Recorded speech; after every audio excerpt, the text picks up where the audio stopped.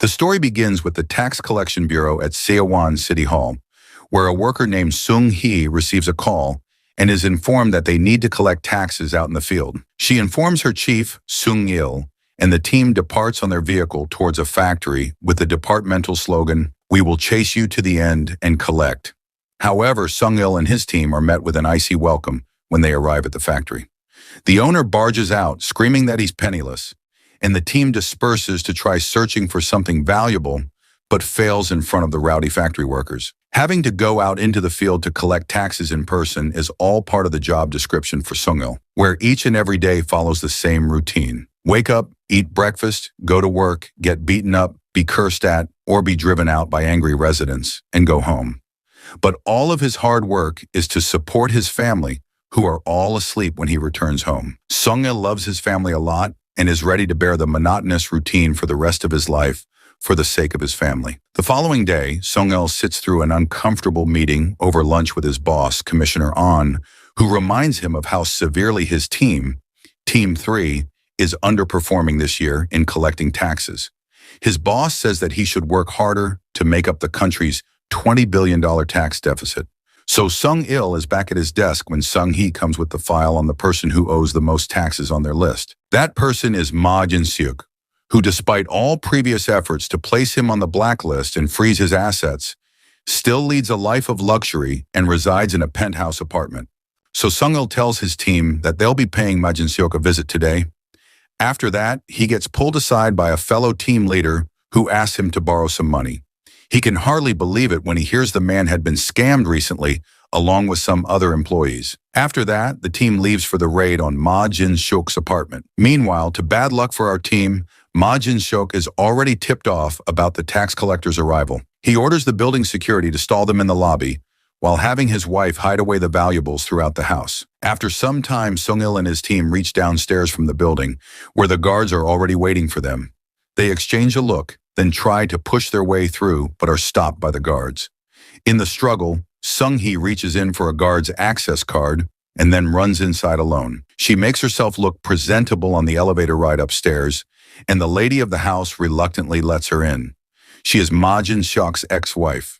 Sung-hee notes how the couple still lives under one roof despite being divorced. She then reads out that her ex-husband currently owes 5.77 billion won in local and federal taxes. That's when the others arrive, and the team starts searching the place from top to bottom, discovering gold bars, luxury brand items, and cash under the cushions and mattress, inside the appliances, and every other nook and cranny. Meanwhile, Ma Jin-seok also arrives there, while the team is busy assessing all the valuables. He throws his ex-wife's phone into an expensive vase angrily for not picking up his call, and then points out to the team that it's illegal to search someone's home after sunset.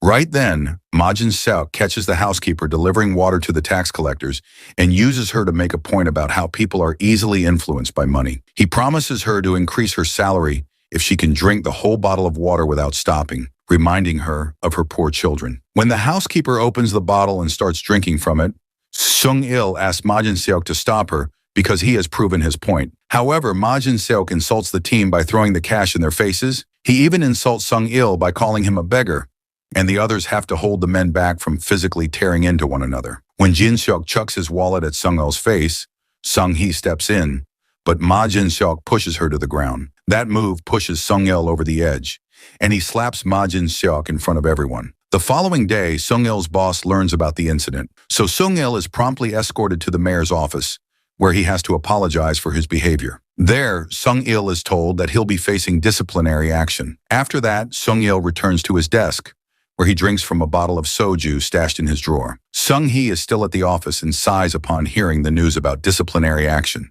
She offers to share the responsibility among the team so that their team leader avoids suspension. But Sung-il leaves the office without saying anything. At night, Sung-il is walking home with his daughter when a passing car drenched them with water. The car's owner is none other than Ma Jin-seok, who sarcastically apologizes to Sung-il's daughter. Then he takes out a few bills to pay for the dry cleaning. Before leaving, Ma Jin-seok makes a final comment, saying that Sung-il can't afford a car for his daughter while he can. Sung-il couldn't sleep that night. His mind was still fixated on the idea of a car. His suggestion about getting a car is flatly turned down by his wife, but then he gets up to search his options online. Even buying a used car is too expensive, so he writes a post on a community forum about acquiring a car for all the money he has. 5 million won. In the morning, Sung-il gets a call from a potential seller inquiring about his post. The male voice politely explained that he needed to sell his vehicle in a hurry so he could bring down his usual price to work with Sung-il's offer. When Sung-il discusses the matter at the office, his team members convince him that it's a fair deal if he checks out the vehicle himself. He calls the seller back, but the seller says something came up, so he can't come for a meeting. Still, the seller has sent someone else to meet him. After some time, Sung-il finds the car on the lot, which was brought by the seller's friend. Pleased by closer inspection, Sung-il calls the seller to buy the car the same day. The seller replies that his friend has all the necessary paperwork, and Sung-il can wire the money to him directly. Sung-il contemplates that for a few moments, but then agrees. He sends the money through an ATM and then tries calling the seller again. But no one picks up this time. Realizing that he's just been conned, he runs back to the lot, where he stops the car to ask about the seller. But that man in the car says he doesn't have such a friend and that this car belongs to him. Just then, Sung-il gets a call from the seller, who is withdrawing the money in cash as they speak. The caller says Sung-il shouldn't have sent money to someone he had never even met. At this point, the caller is revealed to be a young man named Yang Jung-do. Recently, he was released from prison. He's given the keys to a fancy car once he exits the prison gates. There is a notebook and a bunch of cell phones already present in the car. Jung-do takes out the notebook and uses one of his many phones to call up his target, who is Sung-il's colleague. He pretends to be a bank employee offering a special promotion to his loan inquiry, which turns out to be a ploy ordered by Jung-do's ex-prison colleague. Section Chief Kang readily gives his personal information, and Jung-do uses that information to steal his money. He heads to the club, where he smiles at a pretty lady dancing. This is Ju Mi-ju, who seems to recognize him, and though he's happy to see her, she greets him with a slap across the cheek. Meanwhile, Sung-il is told that it would be virtually impossible to get his money back. He throws down the last 2 bills he has left, only to come back and retrieve them moments later. After that, Sung-il looks out into the lot in despair as Jung-do walks right up to him and asks if he has a lighter to burn his cigarette. The following day, Sung-il meets his detective friend, Park Daeok-bae, and narrates the whole scene that happened to him. Daeok-bae wonders if it could be the same guy who recently scammed several of Sung-il's co-workers. He offers to catch the guy as a favor to his friend and starts by getting the number Sung-il has for his scammer. Meanwhile, Jung-do visits his father, who happens to be in prison and whom he hasn't seen in 9 years. His father is completely unresponsive to Jung-do's caring questions, and he even leaves without uttering a single word from his mouth. Later, Jung-do gets a call and meets with Jae-sung, an undercover cop who is his father's close friend. Jae-sung asks what Jung-do is up to now that he's out of jail. Jung-do is vague, just saying that he's got something to finish up, and Jae-sung warns him not to keep in touch with any of his inmate friends. He tells Jung-do that he won't let him go if he catches Jung-do committing crimes again. The following day, when Sung-il is at work, a former co-worker comes in looking like a big businessman. Having heard that Sung-il punched the wealthy tax evader Ma Jin-seok, he's here to take Sung-il to lunch and offer advice. He says that Sung-il is like a worker ant who attacks the queen ant, trying to get the big payout when he could just go after the people who make less money. Sung-il doesn't agree with the man's take on how society should work, with the worker ants doing all the heavy lifting, while the queen ants, the rich people, are allowed to do what they want because they stimulate the economy. But he forgets all about that when he's led into a private dining room to find Ma Jin-seok waiting for them. Sung-il sits down reluctantly, but it gets worse as Jin-seok slides him the key to a new car. This is an obvious bribe to get Sung-il to let Jin-seok off the hook for his taxes. As both men watch him expectantly, Sung-il begins to laugh. He asks his old co-worker if Jin-seok is supposed to be one of those queen ants he was talking about. He rejects the offer and leaves the room immediately. His former co-worker chases him down, but Sung-il says this isn't right. He has no reason to eat with a man who has so much and doesn't pay his taxes. The other man urges him to just stay a little while, get a car out of the deal, and then let this whole thing go. But Sung-il doesn't agree with him at all and leaves immediately. Right then, he gets a call from his cop buddy Daeok-bae, who leads him to a room where a man tells him that the number Daeok-bae gave him was a burner phone registered under a foreigner's name. They gave Sung-il the address of the burner phone provider to look into. So he's taken to a filthy basement where scary-looking men are butchering meat with sharp tools. He tries to lie to their leader that he's a detective investigating a fraud case, but he's not fooling anyone.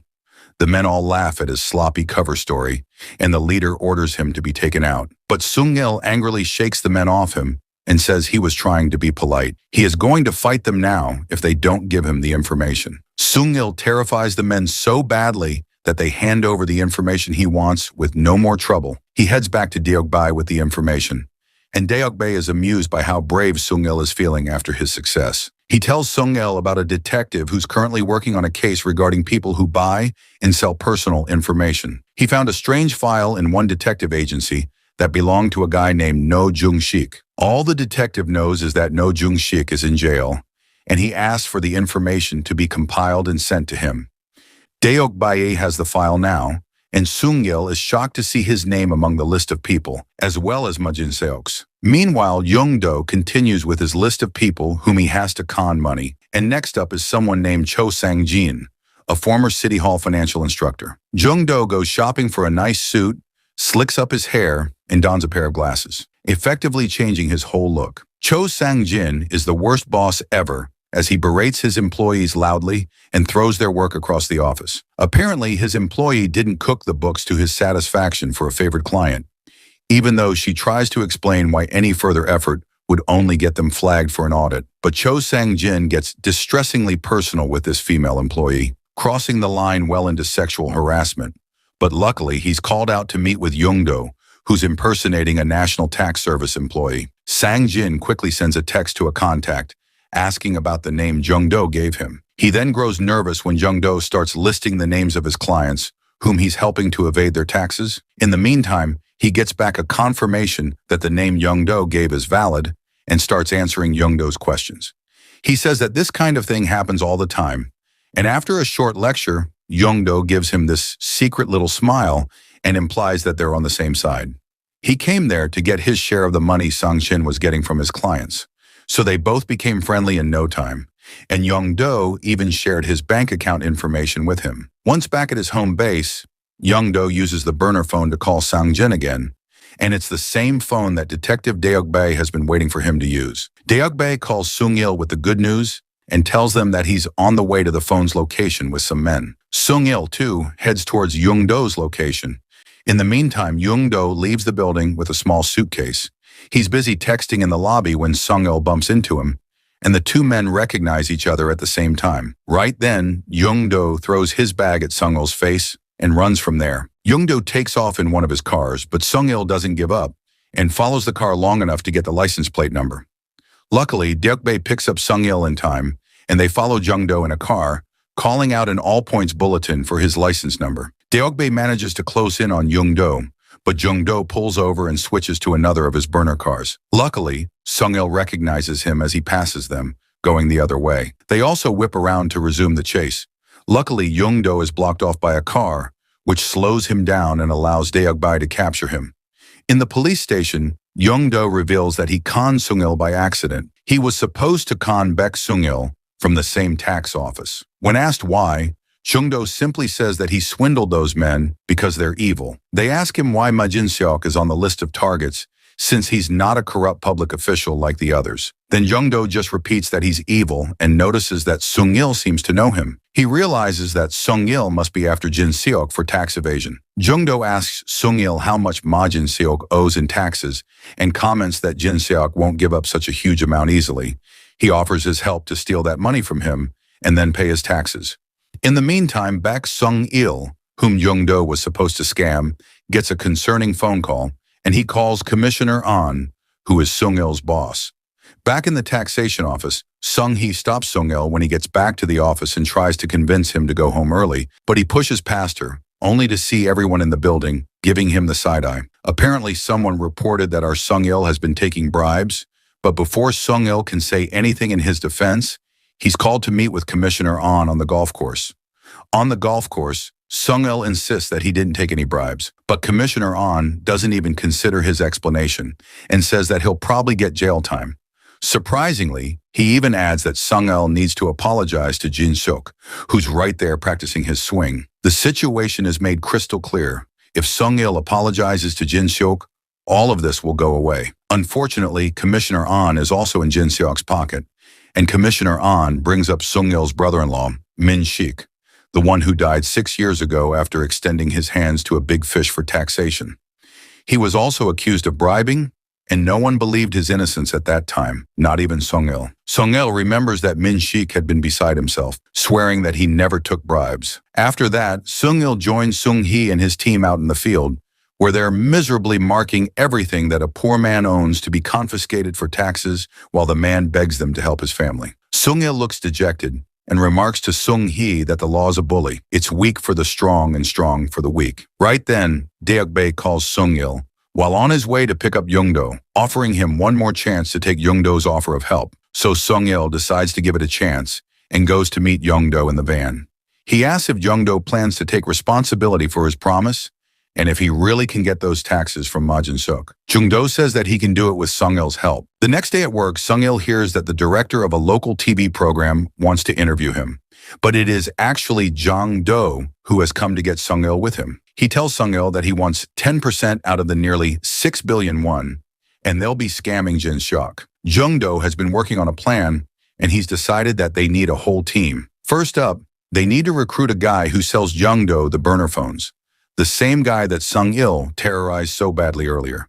He is Hak-ju, and he has high emotional intelligence, meaning that he's good at managing his emotions and manipulating people with theirs. Next up is a computer genius, Ja Wang, who builds web phishing sites. Then they head over to meet Mi-ju. Her specialty is her ability to size up people in an instant and to figure out how best to manipulate them to get what she wants. After that, they go to see the next person on their team, who turns out to be a formidable older lady, Miss No, who is a businesswoman and is going to fund all the expenses of the team. Outside her office, Jung and Sung-il see a still screaming man dragged out of her office. Once inside the office, Young-do asks if she wants to fund their team. He promises it will be lucrative for her, and he has the nerve to insult her when she hesitates, saying that Chairman Wang was wrong about her. The name makes the old lady Miss Choi interested in Young-do, and she demands to know how Young-do knows him. There, Young-do admits that he met Wang in prison. A quick call to the prison confirms that the chairman does indeed know Young-do. Moreover, Young-do saved his life, and the old lady is told by Chairman Wang to take very good care of him. So in this way, Jung-do and Sung-il have successfully prepared their team to con Ma Jin-suk. After that, Sung-il goes back to his desk at work, and Sung-hee asks about the guy he left with this morning. She wonders if he asked Sung-il for money, but Sung-il doesn't open up in front of her. Then Sung-hee suggests they give up on Ma Jin-suk, saying sweetly that she likes Sung-il and wants to work with him for a long time. The following day, it's time for the team to meet and go over their plans. But before they discuss anything, the team starts attacking each other with their words. Miss Choi doesn't like Mi-jo and even calls her a prostitute. Also, she thinks that her cut is low for the mission, to which Young-do replies that she can take all the money if she wants. But at first, they had to train Sung-il, as he was the least experienced con artist among all of them. First, Mi-ju teaches Sung-il about voice phishing. Ya Wang teaches him how to make a fake ID, and Hak-ju shows him how to jump in front of cars and get compensation money. Young-do's job is to show Sung-il how to con people in person and how to observe and remember details around him. During this time, Sung-hee once again notices Sung-il with a con artist whom she knows from her past. Early one morning, Young-do wakes Sung-il to summon him to Hak-ju's warehouse. At the warehouse, the team started with a briefing on Ma Jin-suk. Interestingly, he owns 22 businesses in Gangnam, and not one of them is in his own name. Jin-suk steals the identities of homeless men and changes the names of his businesses every few months. As for his personal life, it turns out that all of the bookmarks on his computer are for real estate sites. He uses an untraceable 2G phone and likes to bet when he plays golf. He also doesn't drink much, and he's not that into women. So their options for a swindle are golf or real estate. But Jin-suk has a pet shark real estate agent that won't be easy to get past, so Young-do figures they'll have to get the shark on their side by conning him naturally. Meanwhile, Sung-hee follows Sung-il all the way to the warehouse and walks right into the middle of the meeting. Her smile freezes when she and Young-do notice each other. After a moment, she tells Sung-il it's time to leave, assuming he's the one being swindled. Sung-il mutters that he knows it's a swindle, but it's not what she thinks, and he leads her outside to talk. Outside, Sung-il tells Sung-hee that he knows all about Young-do and that he's here planning something with these people. Frustrated by the response from her boss, Sung-hee tells him that if he loves his wife and daughter, He won't do whatever he's planning with Young-do. Then in a flashback, we see Young-do and Sung-hee at a restaurant where the girl is in tears because Young-do has just said that he doesn't love her. Young-do says that he approached her to swindle her.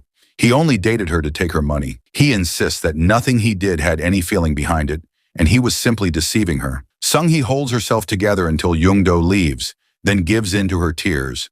Back to the present, at night, as Young-do is working at his place, he runs across some old photos of himself and Sung-hee. His expression goes soft and he smiles. But he freezes up again, and he quickly shuts the suitcase. The following day, Sung-il calls Young-do to say that they should work out their plan for the day.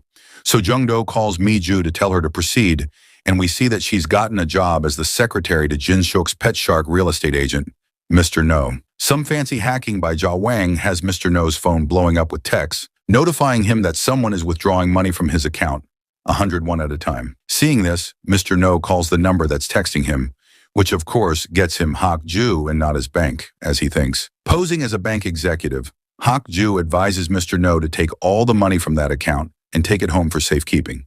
He says the bank will send someone over and ask Mr. No to do exactly as they say. He gets his money and heads home, where a suited-up Young-do soon rings his doorbell. The first thing Young-do asks is if Mr. No has other accounts and how much money is in them, and he tells Mr. No to withdraw every penny he has.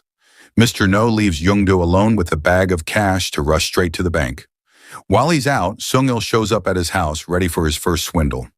Unfortunately, Sung-hee is following him again, and she calls the police to report a fraud in progress. Meanwhile, Mr. No comes back with the money withdrawn from all his bank accounts, and Young-do sits him down to sign some papers, vaguely blaming information leaks on this age of smartphones. Right then, Sung-il knocks on the front door and introduces himself as a police officer to Mr. No. He asks Mr. No to come to the police station for an investigation into his voice phishing complaint. Mr. No denies making any calls to the police. Young-do manages the situation and suggests that maybe someone from Mr. No's office made the call. He tells Mr. No that it's a small formality and begins to lead him out the door when Sung-hee walks in. She tells Sung-il to leave immediately if he doesn't want to be arrested by the police and informs Mr. No that they are conmen. However, the cops had already arrived at the doorstep. They ask everyone involved to come to the police station, despite Mr. No's protests that he's left a lot of money unguarded in the house. At the station, the cops ask Sung-hee and Mr. No to wait to have their statements taken and lead the two con artists away. As they walk down the hallway, the scene cuts to Mr. No's house, where Hak-ju enters and puts all the money in one bag. Back at the station, in the waiting area, Sung-hee suddenly realizes that the cops used her name and Mr. No's name, even though she hadn't told them what it was. In the meantime, Sung-il and Young-do are escorted through a long hallway all the way to the back door. Jung-do smiles and tells the cops that he'll buy them drinks. Meanwhile, Sung-hee runs through the station, looking for the two, and just misses them in the parking lot as Miss No and her henchwoman drive them away. The following day, the gang meets Mr. No and puts down their terms. He gets all his money back, but only if he helps with their con on Mae Jin-seok. On the other hand, Sung-hee tracks Sung-il and tells him they have to talk. So at a restaurant, Sung-il tells Sung-hee everything, but all she has to say is that he shouldn't go through it. She's afraid he might get hurt, and Ma Jin-seok isn't worth his life. Young-do is waiting for Sung-hee outside and comments that she's learned to drink now. He asks why she decided to be a public servant when she studied art. She tells him that after her experience with him, she craved the security a government job could give. Then she walks away, telling him not to talk to her again. At the office, Sung-hee approaches her colleague, Section Chief Kang, and asks for his help. They combine the two section teams, and Chief Kang reads out the particulars of Ma Jin-seok's case. They go out determined to get the tax money out of him that day. The teams visit all the family members who have had property signed over to them by Jin-seok, but despite their best intentions, they get thrown out and abused everywhere they go. Back in their secret place, Young-do lays out his plan to entrap Jin-seok. He points to an area on a map and tells the team that they will be selling 16 acres of land worth about $240,000 to Jin-seok. This land, he explains, hasn't decreased in value in over 500 years. And to sell this unicorn of the real estate world, he needs Miss No to spread the word and lure the target into their trap. But before Miss No can say anything about the plan, she gets a call and has to arrive at her office to find Detective Jae-sung sitting in her chair. He tells her pleasantly that he's heard she's working with Young-do and asks what the scam is. Meanwhile, Sung-hee gets called in by Commissioner An for harassing Ma Jin-seok's relatives. He tells her to apologize for her actions and promises not to do such a thing again. In the meantime, Miss Snow and Young-do examine a plot of land that meets Young-do's specifications. He's pretty happy, but Miss Snow cuts his thanks short by saying that she's taking herself out of his plan. She tells him that a detective came by and seemed to know that he had scammed Mr. No. Also, she finds something fishy behind Young-do's motives. That's why she is not going to be part of his team from now on. Disappointed by her response, Yoon-do leaves for his home. As soon as he gets home, someone knocks at the door. It's Detective Jae-sung, and he strolls right in. Jae-sung admires Young-do's fancy apartment and asks him whether he rents it or bought it with money he swindles from people. Then he says that he heard about the real estate scam Young-do's planning. When Young-do says it's not like that, Jae-sung slaps him hard.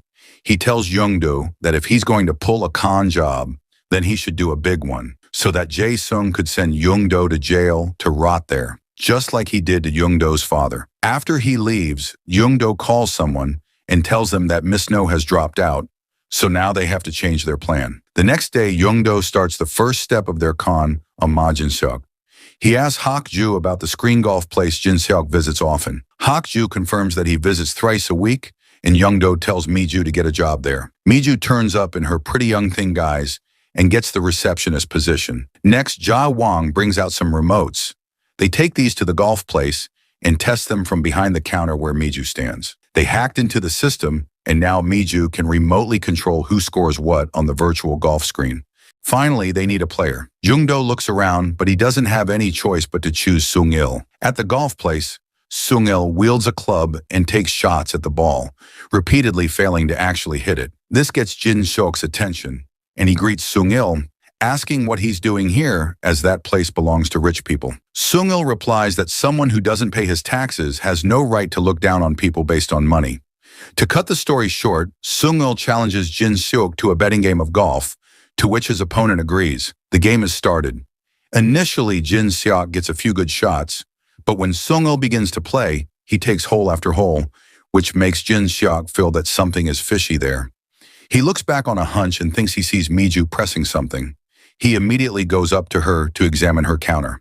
However, Mi-ju dunks the remote in her glass of cola and sips from it as Jin-seok looks through her desk. Eventually, Sung-il is the winner of the match. Later in the washroom, Sung-il invites Jin-seok out for a meal, saying that he can't keep the money won in a bet anyway, so he'll treat Jin-seok to a meal and return what he won. Surprisingly, Jin-seok also goes out for that meal with Sung-il. During the meal, Sung-il gets a phone call, and he excuses himself by talking on the phone outside. There, Sung-il loudly apologizes for not having enough money to invest in Hwaseong's Newtown development, which could supposedly make him enough money to buy several Mercedes-Benzes. On the other end of the phone, it's Jung-do, and they are trying to lure their target into the trap. When Sung-il comes back to the table, Jin-seok is suddenly a lot friendlier.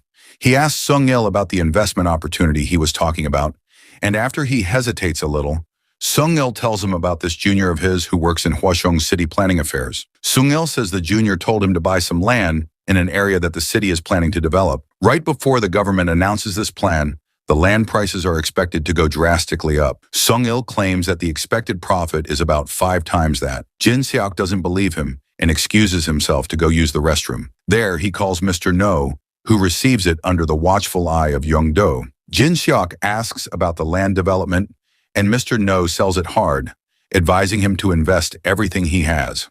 On returning to the table, Jin-seok proposes that he funds Sung-il's investment. He's willing to give Sung-il 5% of the profit if Sung-il fixes up a meeting with his Hwaseong Jr. In the office the next day, Jin-seok comes looking for Sung-il in his office and insists that they go see his Hwaseong Jr. today, even though the date they fixed is 2 days away. Sung-il tries to stall, but Jin-seok tells him that he thought about it and finds it suspicious that things are aligning so perfectly. It's his tactic to judge if the person is real or not. When none of Sung-il's excuses work, they get in the car, and Sung-il calls up his junior, telling him that he is coming to Hwaseong with Jin-seok to meet him today. On the other end of the phone, half asleep, Jung-do tells him not to joke around. But when Sung-il repeatedly says that they are coming to meet him today, he quickly wakes up. Getting the seriousness of the situation, Jung-do frantically gets into his car and drives for Hwaseong in a desperate attempt to somehow get there before Sung-il and Jin-seok. But in his haste, Jung-do meets with an accident on the road. Jung-do painfully raises his bloodied head, and his thoughts flash back to the first time he saw Sung-hee. She had come to inquire about a part-time job at an office, and Jung-do had been struck dumb at the sight of her. Back to the present, Jung-do gets out of the car, limping and doubling over in pain. He tells a concerned bystander to take care of the truck driver, who is also hurt. Then he gets into another car and resumes his race against time. He also texts Sung-il and asks him to stall for a little while so he can catch up. Sung-il uses the bathroom excuse to get Jin-seok to stop for a few moments. There he calls Deok-bae to ask him for help. Back in the car, Jin-seok starts driving again towards their destination. Meanwhile, Deok-bae made a police call to Jin-seok's car. He orders all traffic cops on the expressway to look out for and stop the stolen car. After some time, a traffic cop pulls Jin-seok over to check his driver's license. Finally, Deok-bae's car pulls up beside them. Sung-il keeps an eye out, and once Jung-do passes them on the road, Deok-bae makes a fake call to the traffic control room. He discovers that there was a mix-up with the license plate reported, so he apologizes to Jin-seok and lets him go. Meanwhile, Jung-do reached the location and walked through the Hwaseong City Council building. He confidently walks by the cubicles of the team under the section chief, noting names and the items on their desks. He stops behind Section Chief Kim's desk and looks around the startled group. Before they can ask who he is, he begins to address them like a supervisor. This is when Jin-seok and Sung-il walk in through the department door. Jung-do walks forward and greets them, looking annoyed at their unscheduled visit. They decide to speak about their deal away from prying eyes and part ways to meet outside. Then Jung-do escorts them to the site of the new development and explains to Jin-seok which sections would be under his own supervision. Jin-seok listens but is more interested in whether Jung-do can guarantee him 5 times the profit that Jin-seok has been promised. At this, Jung-do acts out as an annoyed civil servant who has no time for hesitant investors, while Sung-il plays to calm his junior down so he doesn't alienate Ma Jin-seok. Seeing this, Jin-seok laughs and says he likes that Jung-do is hot-tempered and decisive. He asked how much he should invest, and Jung-do say about $4 million, which would turn into $20 million. Jin-seok agrees with Sung-il that it sounds good.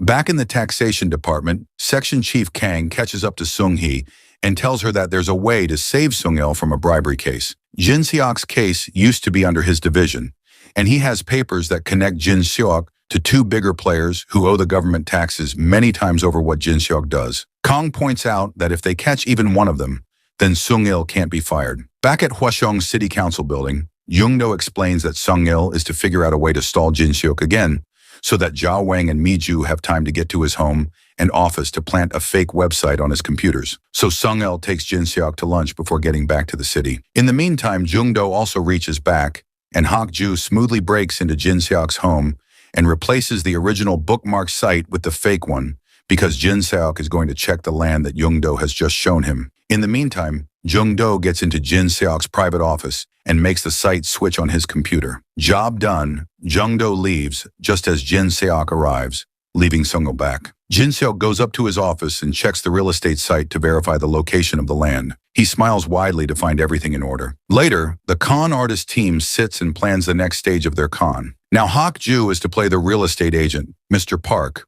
whom Section Chief Kim will use to buy the land for Jin-seok. However, Detective Jae-sung is closely watching all these plans of the con artists. That evening, Sung-il goes to his office to pack up, and Sung-hee comes over to convince him to fight for his job. Sung-il tells her that no matter the committee's decision, he no longer wants to stoop low just to keep his pension. It makes him feel pathetic. Seeing this, Sung-hee rings up Section Chief Kang. She tells him that she's ready to do what he said. Sung-il goes home that night to find Jae-sung waiting for him. The next morning, Jae-sung arrives at Jung-do's apartment and tells him to take a seat. Jae-sung had gone around the night before and arrested Hak-ju, Jia Wang, Mi-ju, and even Sung-il. Now Jae-sung shows the land contract papers to Jung-do. He tells Jung-do that Ma Jin-seok's real estate consultant, Mr. No, told him everything about the scam Jung-do was carrying out on Ma Jin-seok. Jung-do doesn't deny it anymore, but points out that since no money has exchanged hands, he can't arrest any of them for fraud. Jae-sung says that he plans to let Jung-do's gang go after 48 hours because he isn't interested in nailing them. He points out that Jung-do will now have to personally go and get the contract signed by Jin-seok. The moment he does it, Jae-sung will arrest him for fraud. Seeing this situation, Jung-do takes it as a challenge and agrees to go to Jin Seok for the signatures. He asks Jae-sung to try his best to catch him, and Young-do will try his best to run away. The following day, Young-do makes his way out of his building, shadowed all the while by police. Jae-sung instructs his officers to arrest Young-do as soon as the contract is signed. Young-do knows he's being tailed. He slows to check out what's going on behind him. Suddenly, he breaks into a sudden, wild sprint, and the cops give chase. After some time, he screams with frustration as Jae-sung's car catches up to Young-do from all sides. But just as it seems like it's all over, a black car screeches up, and the window rolls down to reveal Madame No's face. In a moment, Young-do leaps into her car, and they flee. Seeing this, Jae-sung orders his team to continue the chase, but they cannot tail them when some identical vehicles come alongside Miss No's car. Surprisingly, Jae-sung gets arrested for making a crime scene in the jurisdiction of some other police department. In the police station, the henchwoman of Miss No reaches out to get Sung-il and the other team out of detention. On the other hand, Young-do meets Jin Seok and gets his signs on the land papers on behalf of the property agent. Jin Seok can't keep a smile on his face. He leans closer to Young-do and offers him a straight-up 3%, cutting the share of Sung-il. However, Young-do gets up, and Sung-il, who has just arrived, takes his place. Addressing him harshly, Sung-il tells Jin Seok that he's just been conned. The plot of land he bought for that huge price is practically worthless and not even developable. Hearing this, Jin Seok dives for a nearby customer's laptop, but the land registry only proves their words true. Sung-il observes his panic impassively and likens Jin Seok's expression to the water-drinking Ajumas, and that's why he shouldn't play with people with his money. Feeling helpless, Jin Seok now clings to them, kneeling and begging. Just then, the rest of the team comes there and sees Jin Seok's pitiable condition. Then, Sung-il declares Jin Seok's taxes paid off and all his arrears cleared. At City Hall, the news about Ma Jin-seok paying his taxes spreads until it reaches Commissioner An, who's in a meeting with Mayor Chun. An explains that Jin-seok is the lifeline and money source of one Bang Pil-gyu, a bigwig connected to an even bigger wig, Choi Chul-woo, who are basically their secret overlords. Commissioner An admits that Jin-seok's case had been strategically assigned to Sung-il under the assumption that he wouldn't be able to collect, therefore keeping their web safe. But if either of those three are threatened, the sword would then be pointed at the two of them. At the same time, Sung-hee briefs her task force on their next target, Bang Pil-gyu. He's the former CEO of the Wuyang Development. She tells the team plainly that it's to save their chief Sung-il that they are attacking such a big fish. A quick flashback shows Chief Kang telling Sung-hee that if they expose Bang's tax evasion and lavish lifestyle in front of TV cameras, public sentiment will force the tax bureau to act. The whole team gets into vans and Sung-hee instructs them to search for a safe that is locked in a secret room. She also tells them to play up to the cameras by staging scenarios like going for the wife's luxury goods, so they can get a shot of her fighting with them for her precious items. But once they arrive at the property, nobody answers the doorbell. They use the ladder to climb the wall, and then they break the lock, finally gaining entry into the big mansion. Once inside, they see Bang Pil-gyu is present inside, who come up to the cameras and explain that the reason he didn't pay these taxes is that he was framed as a swindler, and so he lost everything as his company was sacrificed for political ends, all because they refused to engage in bribery. Claiming to be racked with guilt, he bows deeply in apology to his thousands of former employees for not protecting their livelihoods. But Sung-hee knows this is all a show-up in front of the media. The team started the search but could not find anything valuable in the house. The team quietly worries that they're in dire straits. But Sung-hee isn't ready to give up yet. Approaching President Bang, she asks him to unlock the room upstairs. He tries to stall her but eventually opens it, and there it is, the safe. When the doors of the safe are opened, it is revealed that there is nothing but an envelope with a picture of an old man inside. Bang performs for the cameras again. It's all he has left of his late father. A little later, President Bang calls out to Sung-hee on her way out. He asks her if she came here to put on a show or to actually collect taxes. If it's the latter, she's in for trouble. However, Sung-hee tells him that she is there for work. Back at City Hall, Sung-hee also finds out that Jin Seok's back taxes have been cleared, and she's shocked. Leaving the office, she suddenly encounters Young-do. She immediately understands the situation in that Young-do's team scammed Jin Seok's taxes out of him. Thanks to him, they've lost the leverage over Jin Seok, which would have given them a shot at saving Sung-il.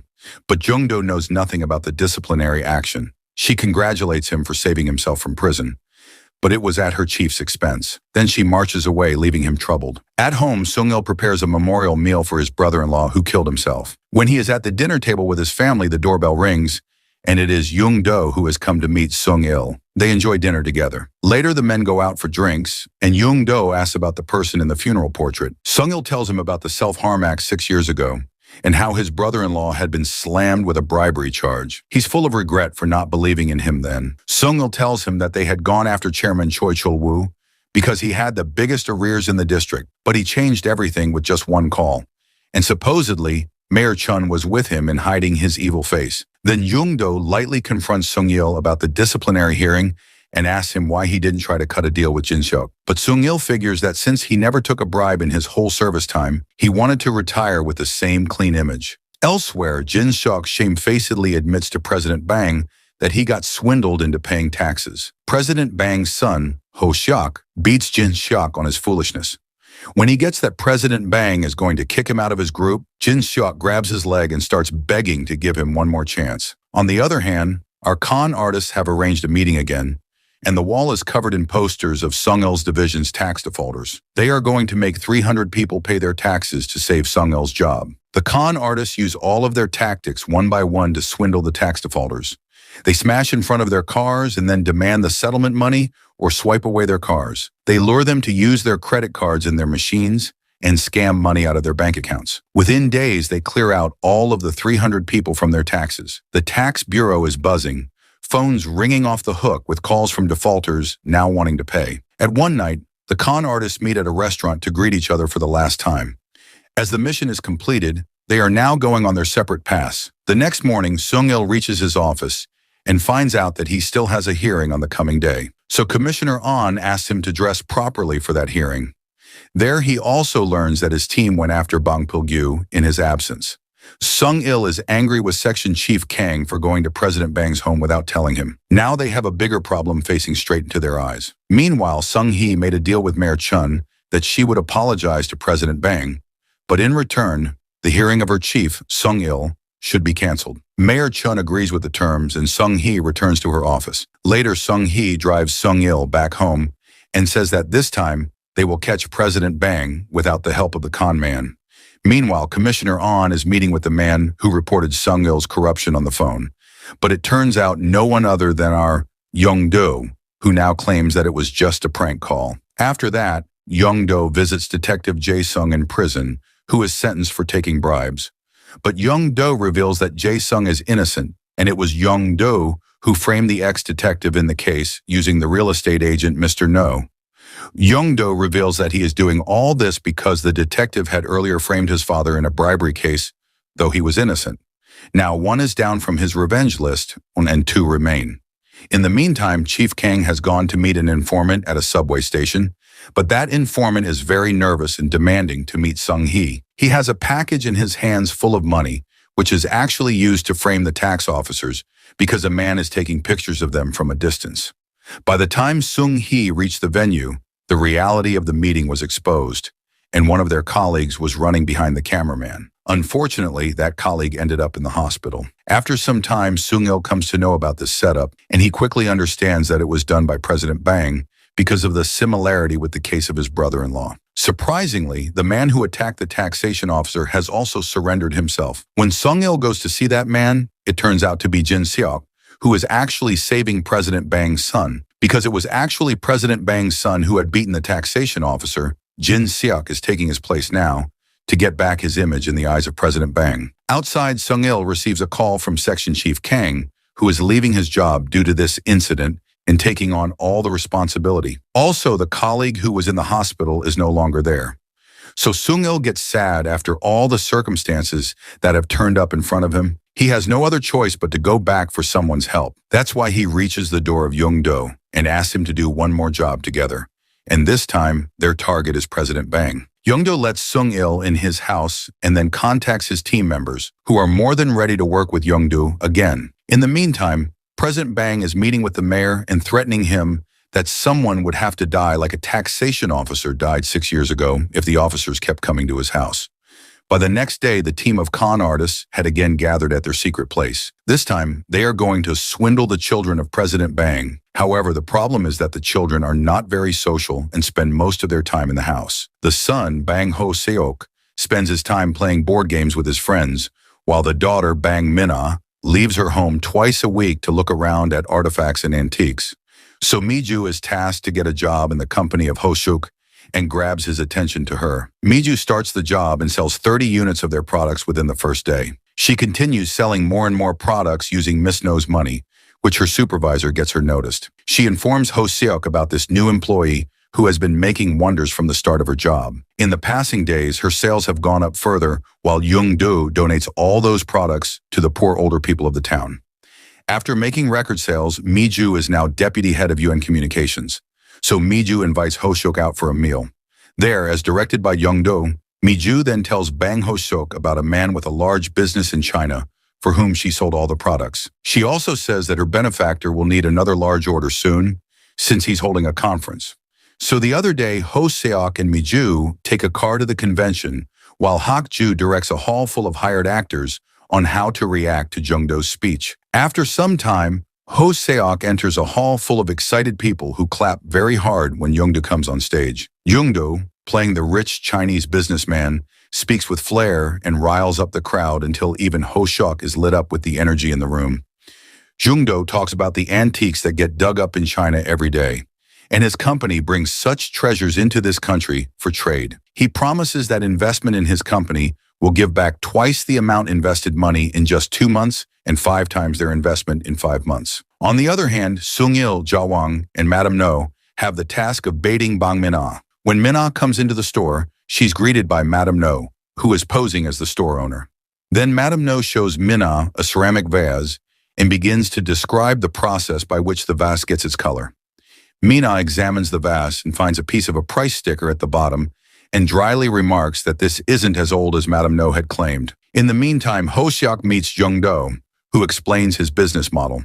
Ho-seok listens with calm as Young-do claims to return a 1,000% profit in 1 year. Ho-seok asks him to meet for lunch the next day, and Young-do calls his assistant, played by Hak-ju, to set the time of the meeting in his schedule. Moments later, some men, along with Sung-il, come into Madame No's shop and claim to be from the Ministry of Culture. They arrest Madame No for selling fake artifacts, and Sung-il acts to be a great artist who can differentiate between fake and real art pieces. He hands over his card to Min-ah and asks her to be cautious of the fake artifact sellers. The following day, after meeting with Commissioner An, when Sung-il heads towards the secret place of the con artists, Commissioner An gives him a chase. Luckily, Sung-hee notices him and already informs Young-do, who wipes out all the evidence of the con from that place. But when Sung-il reaches the secret place's door, he is escorted by a detective to the prison to meet with Jae-sang. There, Jae-sang cautions Sung-il that Young-do is a con artist and he is not going to con Sung-il. He claims that Young-do is behind the 50 million won by President Bang. After getting that money, he will con Sung-il and run with the treasure. Jae-sang gives Sung-il a recorder to gather evidence against Young-do so that he can use it against that con man. Meanwhile, Commissioner An inquires Sung-hee if she knows anything about the con being planned against President Bang. But Sung-hee doesn't reveal anything and goes to meet Young-do. She tells him that the commissioner and mayor both know about their plan and they should stop working out on swindling President Bang. During their conversation, Ho-seok happens to come there and sees both of them together. So to cover up the situation, Young-do introduces Sung-hee as his wife to Ho-seok, but he also claims that they recently had an argument about something. In the meantime, President Bang is meeting with Commissioner An, who warns the president that the next target of the swindlers could be him, so he should be cautious of them. On his way back, President Bang calls him to ask if there's been anyone strange around him lately, to which Ho-seok says no. While nearby, Young-do gets a coffee for him. There, Ho-seok claims that he is going to invest in Young-do's company, but before that, they have to go on a double date with their wives. So at night, Young-do reaches out to Sung-hee to convince her of the date. Meanwhile, at the hideout, Sung-il instructs Madame No to return to their antique shop with a real and valuable antique piece of a specific glaze. As a woman who collects antiques to avoid paying taxes, they need Min-ah to believe they're equally corrupt officials. To show her, they embark on a scheme of sneaky backdoor dealing strategically in her sights while making it look like they're hiding it. However, they could not work out their whole plan because President Bang suddenly appeared there to pick up his daughter. The following day, the con artists again go by their plan. Minna walks around artifacts, notices the cultural ministry's employees carrying out their nefarious dealings, and smiles to herself. Then Sung-il bumps hard into Minna, causing her to twist her ankle. Sung-il apologizes while conspicuously trying to hide a rather large box behind his legs. He invites her into the cultural ministry's van for coffee and a medicinal pad for her foot. There he tells her that a friend helps him get expensive antique pieces into the country without tax, and then he proudly takes out an authentic ceramic vase from his box, which makes Minna gasp in appreciation. In a gesture of goodwill, Sung-il gives her the vase. He asks her to keep his team's activities a secret and tells her that they can help each other out in the future. In this way, they both become friends. On the other hand, Young-do and Sung-hee are on a double date with Ho-seok and his wife. Luckily, Young-do succeeds in convincing Ho-seok to invest in his company. But before they can finally make the deal, Ho-seok calls his sister to check the antique pieces of Young-do's company. Minna here takes the help of her new friend Sung-il to examine the artifacts and give them a green signal in no time. Later, Minna takes Sung-hee to show her 20 years of artifact collection. In the meantime, Mi-ju is approached by Jae-sang, who convinces her to act against Young-do's plan. She agrees and goes to tell the whole plan about the con to the Bang family. President Bang gets very angry at Ho-seok for falling into the scam and then calls for Young-do and Sung-hee to meet. But as soon as they come there, President Bang hands over them to the police. But as there was no transaction of money, the police could not hold both of them in prison for long. After coming out of the prison, they play out their actual plan. Sung-hee goes to meet Minna and tells her that the tax on her family is 50 million, which is now paid by selling her artifacts. Actually, Mi-ju went to confess everything to Bang's family according to a plan. Her real motive was to get access to the keys to the artifacts room, which is now completely empty. When Sung-il calls President Bang, he learns that Young-do is sitting with him, and now he has a change of mind. He tells Sung-hee that he is not going to use that money to pay the taxes of President Bang. Here it is revealed that Young-do is the son of Detective Yang, whom President Bang had imprisoned on false charges of bribery. Now Young-do is there to take revenge for his father. He calls Mi-sno, who drops off all of President Bang's money from a high-rise building. Young-do says that the money is going where it belongs and walks out. Later, the whole Bang family gets arrested by the police, and also Commissioner An is detained for helping the Bang family. And it all happened on the order of Chairman Choi to Mayor Chun. After some days, Sung-il finds out that Deok-bae is involved with Young-do. He knowingly introduced Young-do to Sung-il so that they both could work together against the big fishes of society. So now, when everything is back on track, Mayor Chun meets Sung-il and stops him from going any further. He asks him to do his job in the routine and never ever plan a con against someone else if he wants to save his life. However, Mayor Chun speaks the words of Chairman Choi clearly, as he was the most influential person in the city at the time. Meanwhile, Mi-ju informs Sung-hee that Young-do never conned her. He really loved her from his heart, but he had to go to jail. That's why he lied to Sung-hee that he was cheating on her, so that she would not be hurt all the time when he remained in prison. In the meantime, Deok-bae joins Young-do in his car and hands over the file of Chairman Choi, who is going to be Young-do's next target. Back in the taxation office, Commissioner An is packing his stuff after being fired from the department. In his last moments at his office, he urges Sung-il to get Chairman Choi's tax money, even if by trickery. He claims that it can happen only by severing the link between Choi and the mayor. After that, Sung-il is seen with Deok-bae again, who has brought Sung-il to meet Young-do one more time. Sung-il is still furious at Young-do for ruining the plan and throwing all the supposed taxation money into the air. So he starts beating Young-do there. After a long fight, when the anger cools down, they again become friends at the police station. There, Young-do hands over the book list of Chairman Choi's unpaid taxes to Sung-il. This time, they are going to swindle the son of Chairman Choi, whose name is Martin Kim.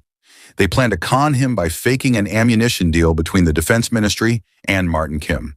So they get suited booted and start preying on their target. The deal was also closed within a few days, but it turned out that Chairman Choi didn't have a son. Mayor Chun tells Sung-il that it was all a setup arranged by Chairman Choi to capture the culprits who could swindle him. So Deok-bae and Young-do get arrested, and Sung-il is forced to give a statement against Young-do, which makes sure that Young-do gets in prison. Now, when Sung-hee comes to know that Young-do is indeed a good person and that he never wants to cheat on her, she goes to meet him in prison. She even tries to gather the team again to help Young-do out of this situation, but no one comes for help. Sung-il also seems to be changed because he spends most of his time in the office and doesn't even listen to a poor person's problem whose house is going to be demolished due to a redevelopment project of the city. One day, when Mayor Chun visits the site where people are protesting against demolishing their houses, a man on the orders of Chairman Choi throws eggs at the mayor, making him go away without saying anything. Chairman Choi is doing this to avoid any help reach the protesters as the redevelopment project is handling his company. Meanwhile, Young-do also gets the wind of this project, and he calls from the prison to assemble his team again to fight Chairman Choi this time. In a few days, he gets released from prison on parole and meets his team outside. They all gather back in the basement, where the team also increases in number, because Chairman Wang is also released from prison, and he is the most influential person in the city and a very good addition to Young-do's team this time to take down Chairman Choi. Also, Sung-il, who was just acting tough behind Young-do, has come back to the team. They start by searching all the businesses of Chairman Choi. It takes them a lot of time to assemble everything because there are more than 100 million unpaid taxes on the name of Chairman Choi alone. On the other hand, Chairman Choi is also prepared when he hears that all the con artists are back. He appoints the mayor to keep an eye on them, but the mayor himself wants to change the party as he can no longer be under Chairman Choi when he continues insulting him in the media too. Young-do also brought Jin Seok back to his own team this time. The plan is to have Jin Seok reek of riches and drive a director of Chairman Choi's company, Director Joe, wild with curiosity about where he got it when he's a ruined man and how he can get a piece for himself. Then Jin Seok would tell him about the loan fraud he is doing with the bank and take his money out of his pocket. Their next target is President Cha of Chairman Choi's company. Mi-ju lures him into her trap and kidnaps him. In the basement, the team tortures President Cha and pretends that they are doing this on the orders of Chairman Choi because President Cha has conned his money. Sung-il waves a document at Cha that shows he stole 50 million won from the chairman. After threatening him a lot, the team leaves President Cha to go on his way.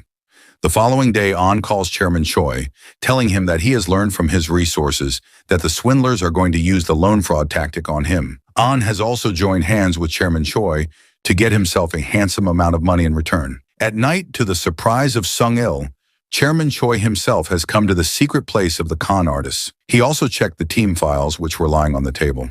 Still, Young-do maintains his confident posture and doesn't show any discomfort to him. Now, the chairman knows that Young-do is planning the loan fraud with him, and also the weakest people who can be conned easily in the chairman's team are President Cha and Director Joe, who have already been attacked. So he orders Director An to contact Prosecutor Park and have President Cha and Director Joe arrested when they reach the bank to take out the loan. Chairman Cha is planning to make An the next mayor too, because the current mayor is not helping Chairman Cha anymore. On the other hand, Young-do and the team again gather to discuss the next plan. Their plan is out, and moreover, there is some traitor on the team who leaked information to An earlier.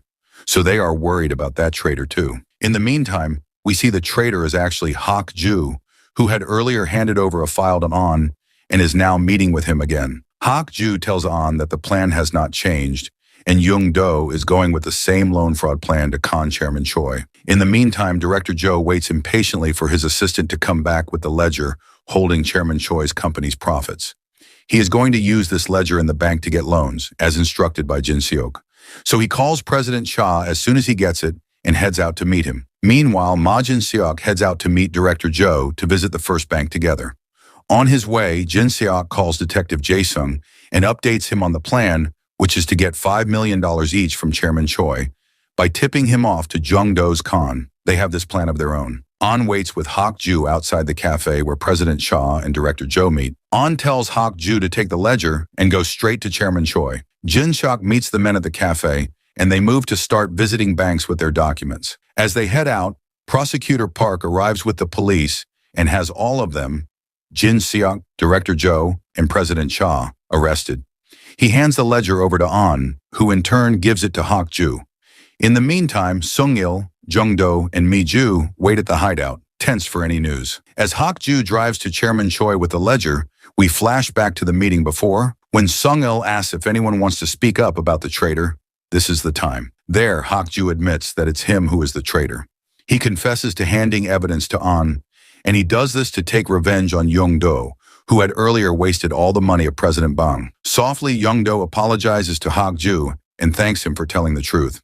Because of this, Hak-ju is back on their team. Back in the present, Hak-ju reaches back to Ja-wong's hideout to hand over the file to the team.